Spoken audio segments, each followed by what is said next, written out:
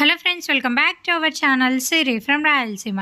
ఇవాళైతే నేను ఒక మంచి స్వీట్ డెజర్ట్ రెసిపీని అయితే చూపించబోతున్నానండి. మీకు ఎప్పుడైనా స్వీట్ తినాలనిపించినప్పుడు ఇది ఒకసారి ట్రై చేయండి. ప్రాసెస్ కూడా చాలా ఈజీ అండ్ సూపర్ టేస్టీగా ఉంటుంది. మన ఛానల్ని ఎవరైనా ఫస్ట్ టైం చూస్తున్నట్లయితే ప్లీజ్ సబ్స్క్రైబ్ చేసుకోండి. ఇంకా రెసిపీ అయితే స్టార్ట్ చేసేద్దాం. ముందుగా ఒక చిన్న కప్ తీసుకొని అందులోకి కస్టర్డ్ పౌడర్ని వేసుకోవాలండి. ఇక్కడ నేను వెనీలా ఫ్లేవర్లో ఉన్న కస్టర్డ్ పౌడర్ని అయితే యూజ్ చేస్తున్నాను.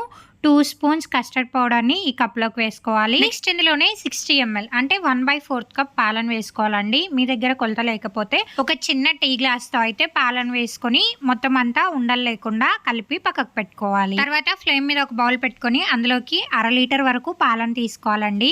ఇలా పాలని ఒక పొంగు వచ్చేంత వరకు కాంచుకున్న తర్వాత ఫ్లేమ్ ని మీడియంలోకి అడ్జస్ట్ చేసుకోవాలి. ఇప్పుడు ఇందులోకి మనం ముందుగా మిక్స్ చేసి పెట్టుకున్న పాలు కస్టర్డ్ని వేసుకొని మొత్తం అంతా బాగా కలుపుకోవాలండి. ఫ్లేమ్ని మీడియంలోనే పెట్టుకొని దీన్ని ఒక 5 మినిట్స్ మిక్స్ చేసుకుంటూ ఉండాలి. మీరు ఫ్లేమ్ హైలో పెట్టారంటే కింద మొత్తం మాడిపోతుంది. సో చూసుకుంటూ జాగ్రత్తగా మొత్తం అంతా బాగా కలుపుకుంటూ ఉండాలి. నెక్స్ట్ ఇందులో 1/3 కప్ షుగర్ని అయితే యాడ్ చేసుకోవాలండి. ఇక్కడ కూడా మీరు కొలతకి టీ గ్లాస్తో తీసుకొని వేసుకోవచ్చు షుగర్ని. నెక్స్ట్ ఇందులోకి 3 స్పూన్స్ కండెన్స్డ్ మిల్క్ని వేసుకోవాలండి.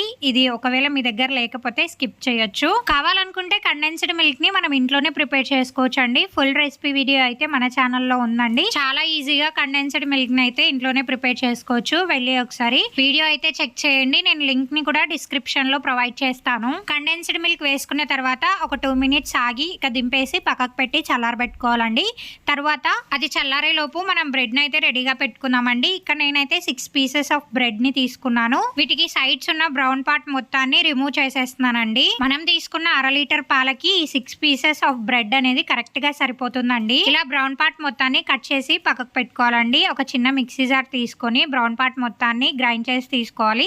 వీటినే మనం బ్రెడ్ క్రమ్స్ అంటామండి. ఫ్రిడ్జ్ లో పెట్టుకుంటే ఇవి మనకి 1 మంత్ వరకు స్టోర్ ఉంటాయండి. స్నాక్ రెసిపీస్ లోకి బ్రెడ్ క్రమ్స్ ఎక్కువగా యూజ్ చేస్తూ ఉంటాం కదా, బాగా హెల్ప్ అవుతుంది. ఇక మనకి కస్టర్డ్ మిల్క్ అయితే చల్లారిపోయిందండి. ఇప్పుడు ఒక బౌల్ తీసుకోవాలి. ఇందులోకి ఫస్ట్ కస్టర్డ్ మిల్క్ మొత్తాన్ని ఒక లేయర్ వేసుకోవాలండి. నెక్స్ట్ ఇందులోకి బ్రెడ్ పీసెస్ ని పెట్టుకోవాలి. ఇక్కడ నేను తీసుకున్న బాక్స్ చిన్నదండి, అందుకే 2 పీసెస్ సరిపోతున్నాయి.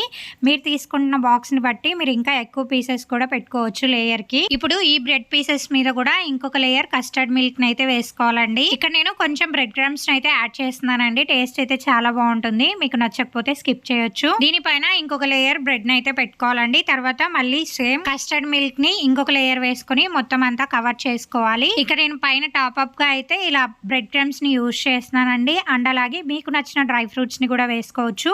ఇక్కడ నేను బాదాంతో అయితే గార్నిష్ చేసుకుంటున్నాను. మొత్తం అంతా ఇలా సెట్ చేసుకున్న తర్వాత ఇక మూత పెట్టేసి డీ ఫ్రిడ్జ్ లో ఒక 2 గంటల పాటు ఉంచుకోవాలండి. 2 గంటల తర్వాత తీసి ఇక తినేసేయచ్చు. ఈ 2 గంటల లోపు ఆ బ్రెడ్ పీసెస్ కి కస్టర్డ్ మిల్క్ అనేది బాగా పడుతుందండి. అప్పుడు మనకి టేస్ట్ అయితే చాలా బాగుంటుంది. ఇంకా నేనైతే ఇక్కడ 2 గంటల తర్వాత తీసి చూపిస్తున్నాను చూడండి. ఇక మనకి బ్రెడ్ డెజర్ట్ రెసిపీ అయితే రెడీ అయిపోయిందండి. సర్వ్ చేసేసుకోవచ్చు. టేస్ట్ అయితే సూపర్ గా ఉంటుందండి. మీ ఇంట్లో స్వీట్ లవర్స్ ఉంటే ఖచ్చితంగా ఎప్పుడు స్వీట్ అడిగినా కూడా ఇదే బ్రెడ్ డెజర్ట్ చేసి పెట్టమని అడుగుతారు. అంత బాగుంటుంది. ఇలా మనం ఇంట్లో చేసుకునే రెసిపీస్ టేస్ట్ అయితే మనకి బయట ఎక్కడా దొరకదండి. స్పూన్ తో ఒక్కొక్క బైట్ తీసుకొని తింటూ ఉంటే అలా నోట్లోకి వెళ్ళిపోతూ ఉంటుంది. అంత స్మూత్ గా ఉంటుంది. తప్పకుండా ట్రై చేయండి. ట్రై చేసిన తర్వాత కామెంట్ బాక్స్ లో నాతో షేర్ చేసుకోండి ఈ రెసిపీ మీకు ఎలా వచ్చిందో. ఈ వీడియో కనుక మీకు నచ్చినట్లయితే please like, share and subscribe my channel. And అలాగే మీ ఫ్రెండ్స్ అండ్ ఫ్యామిలీ మెంబర్స్ కి కూడా షేర్ చేయండి. And thank you for watching.